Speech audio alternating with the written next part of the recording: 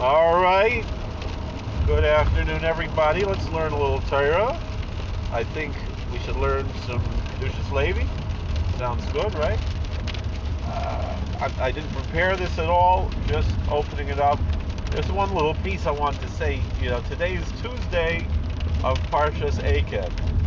And I don't mean to be disrespectful, of course, to the great tzaddik, Rabbi Menachem Mendelman, Rabbi Yosef Meriminov, who I have a tremendous devotion to, and is a tzaddik that is a very popular tzaddik to have a devotion to. Lighting candles for him, having him in mind when we tovel in the mikveh and things like that.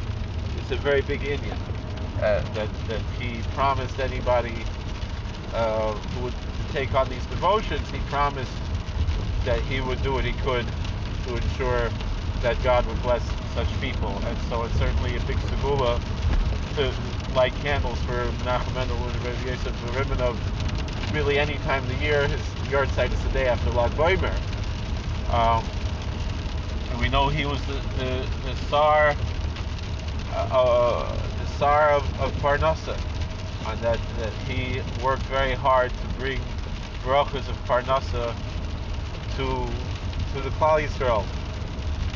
And he said that Levi Omar Li, his heart tells him that the Tuesday of Parshas Beshalach, that one should say the Parshas Hamon, Shnai Mikveh Vechad Targum, as a school for Parnasa. And the truth is, of course, we know that the Yerushalmi says that we should say the Parshas Hamon every day.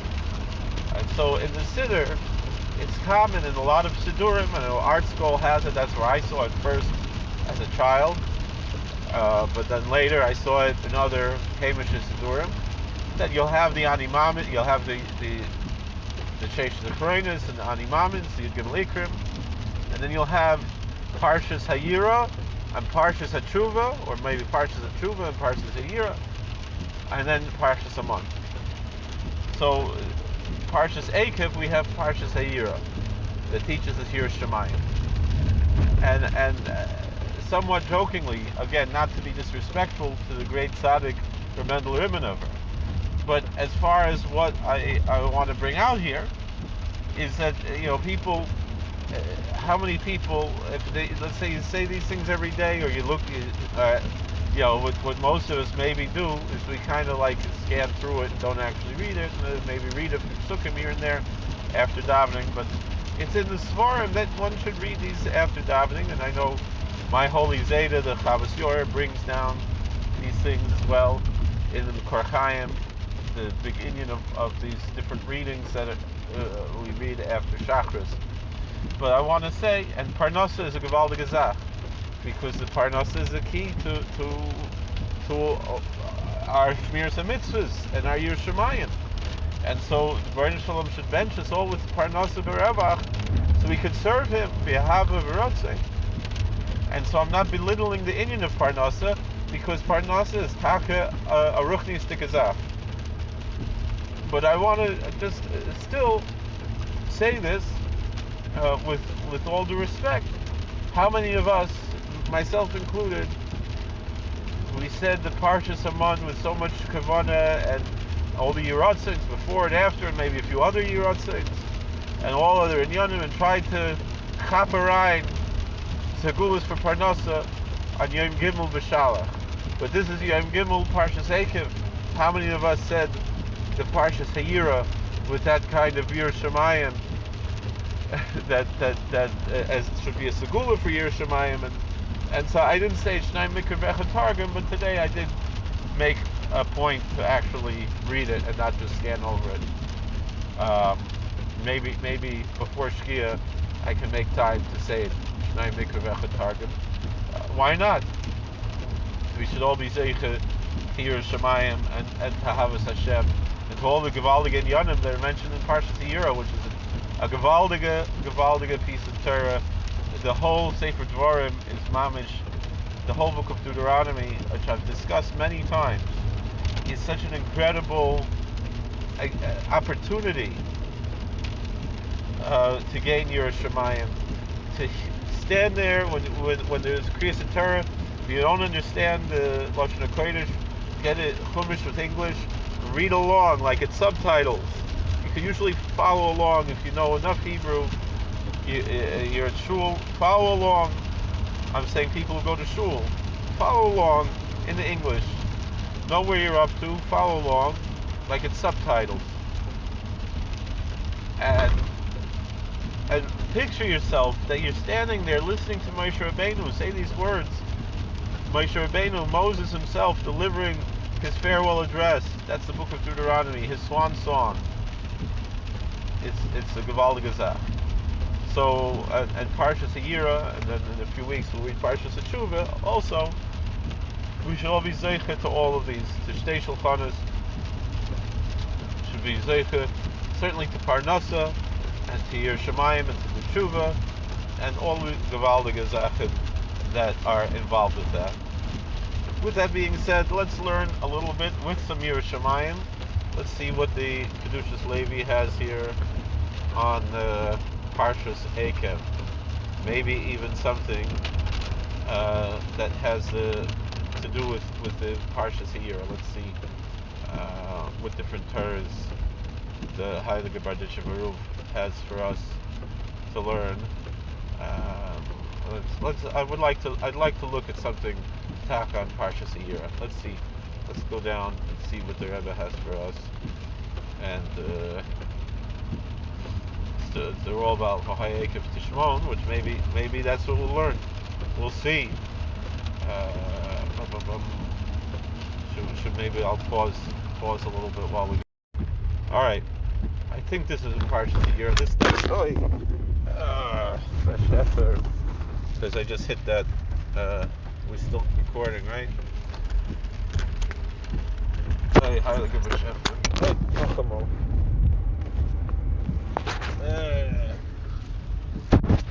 Can we get this thing to sit here without it falling? There we go. All right. I think, and that shows how much I paid attention this morning when I said the Parshas Hayira. But I believe this is in Parshas Hayira, although I don't remember offhand. Kol mitzvah asher neichim mitzav chayim tishmrun es haaretz. All the mitzvah, all the commandments which I command thee today, thou shalt keep the land. So let's see what the Rebbe has for us. Haklal, this is a general idea. Let's say a person is unable to fulfill all the mitzvahs. It's a fascinating thing, because this is a question people have. Is every yid muksher to be a shomer to mitzvahs? He says even you're not able to do all the mitzvahs, but sof kol sof, none of us are able to do all the mitzvahs. There's no one individual human being who can do all the 613 mitzvahs, but what we can do is we can learn about them and we can do the ones that we're able to do. But most of them are connected to the Beis HaMikdash in Eretz Yisrael, and so if we live in Chutz La'aretz, there's only about 200 mitzvahs that we can actually do. And again, not all of them even do we want to do. God forbid, nobody wants to get divorced, but if it has to be, there's a way to do it, right? And that's a mitzvah, but doesn't mean it's a mitzvah we want to run after. But we can learn Maseches Gittin, and in that way, it should be a segula that we should never have to do it. A lot of people have to get married though first before they can even think about that, right? And I don't know if anybody saw my translation this week from the Kalavar Rebbe of how important it is to get married. Just get married already, right? And a lot of people I know, I feel bad for them. They're almost 40 years old, guys I went to yeshiva with, and they're not married yet. Some of them come from divorced homes, some of them don't. But Baruch Hashem, I got married young, and I'm thankful, and I love my wife, Baruch Hashem, K'nai Nahara. I love my children, K'nai Nahara, and I'm thankful to Kadosh Baruch Hu for the incredible gift that we have of such a wonderful family. But anyway, and so we hope and pray that we should never have to do that mitzvah of gerushin. But if someone has to do it, there's a way to do it.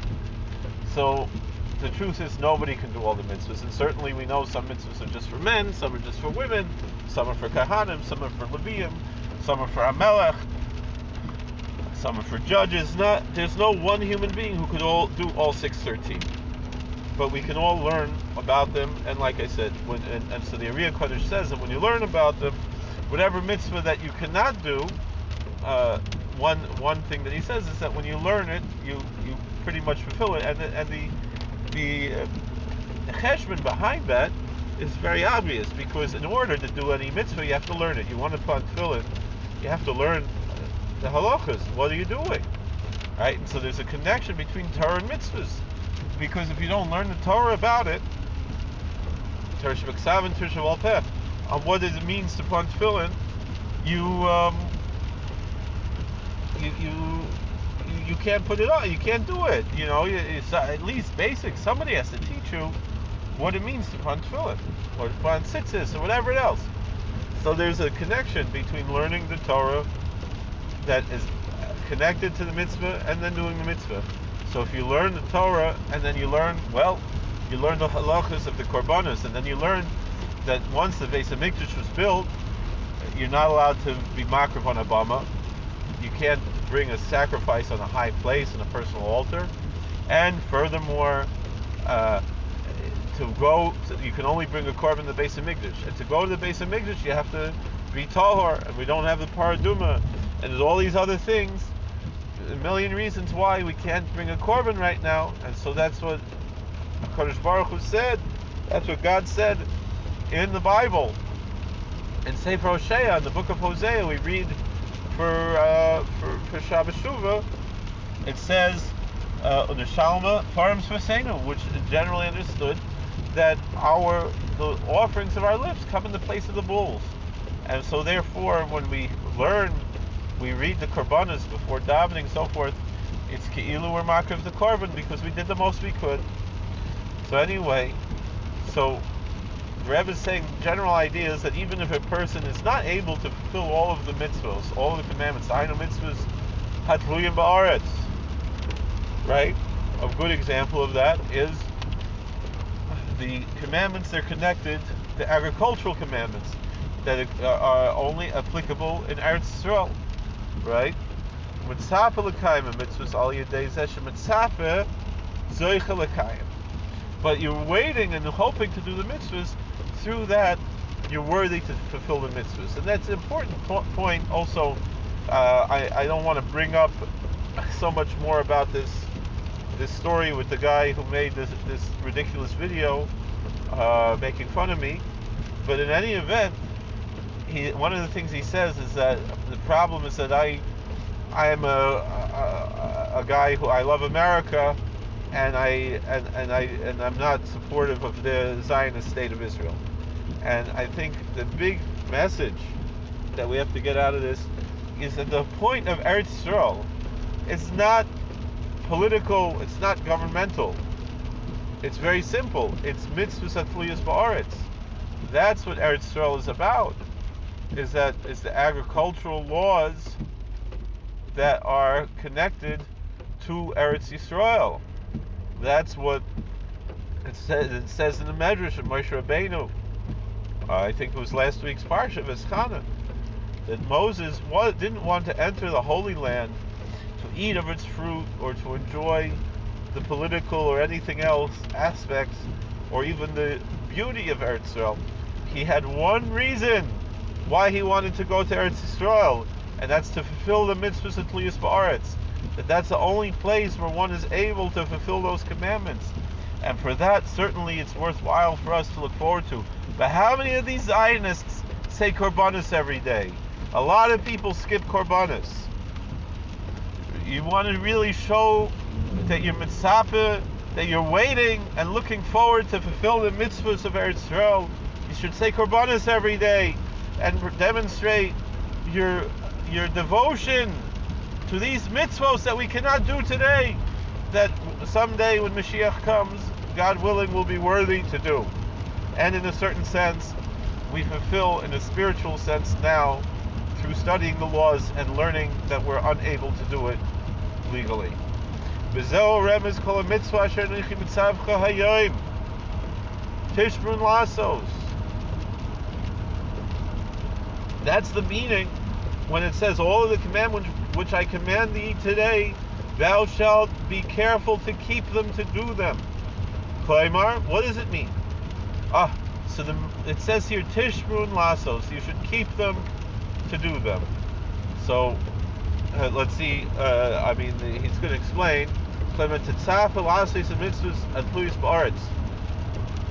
It means you should be looking forward to fulfill the commandments which are connected and dependent upon the land, the agricultural laws that only apply in the Holy Land. And through the fact that one is waiting to do them, he will be worthy to do them. The Lashon Tishmun, mi Lashon va'aviv shamar as a davar. And when it says that you should keep them to do them, if you're doing them, you're keeping them. You're keeping them doing them. What does it mean you should keep them to do them? So we see in Bereshis, in the Parshas, before it's Parshas Vayeshev, right? It says in Genesis 37 verse 11, "V'aviv shomar es hadavar," and his father kept the thing, kept the word. What does it mean? So the story is that Yosef Tzaddik had dreams, and he went and told the dreams to his brothers and to his father, Yaakov Avinu, Jacob, our patriarch. And the brothers got offended by the dreams because they seemed to indicate that Joseph became arrogant over them. But then it says, "V'aviv shamar es hadavar," and his father kept the word, kept the thing, meaning that he looked forward to, Jacob was looking forward to seeing what is going to become of these dreams that Joseph is mentioning. So here we see that this word lishmor, to keep, to guard, his father guarded the word, guarded the thing, is lashon mitzapeh. It's a terminology of waiting, of looking forward to something. Al yedei zeh uvastem rishtem es haaretz. And then through that tishmrun, that you should keep it, you should be guarding it, you should be waiting for it, looking forward to it, then you will come and inherit the land. Tizku l'voy la'aretz l'kaim mitzvos. That's the way. And instead of go and this idea we talk about a mitzapim l'shua, mechakim anachnu lach, that we're looking forward to something, but we're waiting. We're not going and chapping like the Zionists did. They went and chapped Eretz Yisrael. They went and took the land, raped the land. No, we have to say Yishpati eschem b'nois Yerushalayim tirim and teres hahavet shetechlatz. God made the daughters of Jerusalem, made us swear that they were saying you should wait until God desires, and not to arouse or awaken the love before the right time. And so, if you really care about Eretz Yisrael, you really care about Yerushalayim, the Beis HaMikdash, and the mitzvos atliyas ba'aretz, the way to get it is Tishmrun, is to be mitzapeh, is to be mechakem anachnu lach, we say in Kedushas on Shabbos. That we should be waiting and looking forward to and desiring to do these mitzvahs and not chapping them. You know, next year is Shemitah, right? And it's a tremendous thing, Shemitah. And the Chumash says openly that if we don't keep the Shemitah, we'll be exiled. So what are we doing? Why are we there in Eretz Yisrael? Why are we keeping Mashiach from coming? Raping the land, defiling the land by not keeping a mitzvah tluyas b'aretz. It's one thing. You go and you keep the mitzvahs. That's what it's there for. But the people, they go there and they don't keep the mitzvahs. They look for a heter mechira, and this and that, because it's not time yet. And so they're going and they're not keeping the mitzvahs l'yus ba'aretz. Meaning everywhere else in the world, you can eat a fruit, you can eat a vegetable, it's kosher. As long as you check there's no full bugs on it, it's kosher. Eretz Yisrael is not like that. You go, orange, right? The Jaffa oranges, if they don't take trumas and maasros, it's a very big sin to eat that. It's not kosher. Unless you yourself, you take trumas and maasros and you know how to do it. That's one thing. But then there's Kedushas Shvius. You're not allowed to take it outside of Eretz Yisrael. You know, Satmarav, he went many times to Eretz Yisrael. He had the title of the chief rabbi of Jerusalem, the Kedushas. Satmarav, he would not eat the food there. He brought food from Chutz La'aretz. Because he said, we're not Bekiyim in the halachas. You know, and the Chazon Ish had to teach us how to do it. Because we didn't know how to do it. Right? So it's a hard bazach. Is there time to learn another Torah before is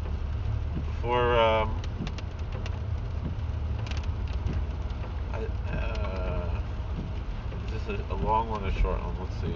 I think it's too long. I'm almost home. Let's see another Torah from Kedushas Levi. Let's keep going. This looks like a nice one, but it's also long. Are we gonna have time? It's probably too long.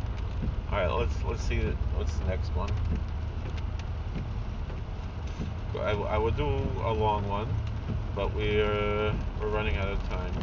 Ekev vered minahar. Let's just see what this is and see how long it takes. And I turned around and I descended from the mountain. Asim es aluchos ba'arim. This is Deuteronomy chapter 9 verse 15.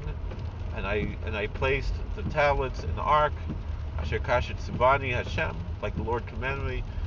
Maybe we won't read the Hebrew. Let's try to do this quickly because I'm almost home. So yesh l'daktik, right? Let's look at this carefully. What exactly is Moses saying here? This is it. The whole book of Deuteronomy is the commandment that Moses commanded, or it's rebuke that Moses is rebuking the Israelites. It's Musar, and this thing here, when he describes this, is neither a mitzvah nor rebuke. So what is it? So it seems that all of the worship of the Blessed Creator needs to be on three levels: space, time, and soul. Olam, Shana, v'nefesh. The world, the year, and the soul, meaning space and time, and the spiritual realm. And the Holy Zayda Maral Miprag talks about this. Other tzaddikim talk about this. So the Rebbe says, the Berditchev Rebbe says, that connected to these three ideas of space-time and the spiritual realm, you have the mitzvah of remembering the exodus from Egypt.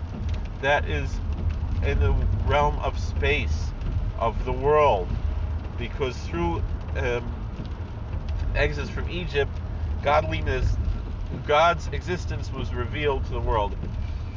And then you have a mitzvah of remembering Shabbos, remember the Sabbath day. That is in the realm of time, of the year.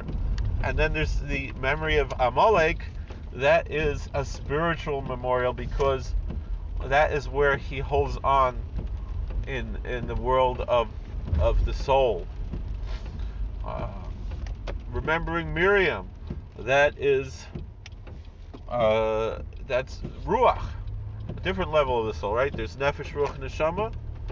So remembering Miriam, that is the spirit, because the Ruach is called the speaking soul. When it says Nefesh Chaya, Onkelos says Ruach Mamalala. That it says the speaking spirit. And Miriam, it says that Miriam spoke in Numbers chapter 12, verse 1. Remembering the giving of the Torah at Mount Sinai. What about this? What does this remind us of? As written in the day that you stood before the Lord thy God at Horeb, that's the neshama. And that part's missing. And this is what's hinted to in the pasuk, in the verse, and I will place the luchos, the visa heistes. The luchos means the tablets in the ark, because after the sin of the golden calf, there was an inspiration through Moses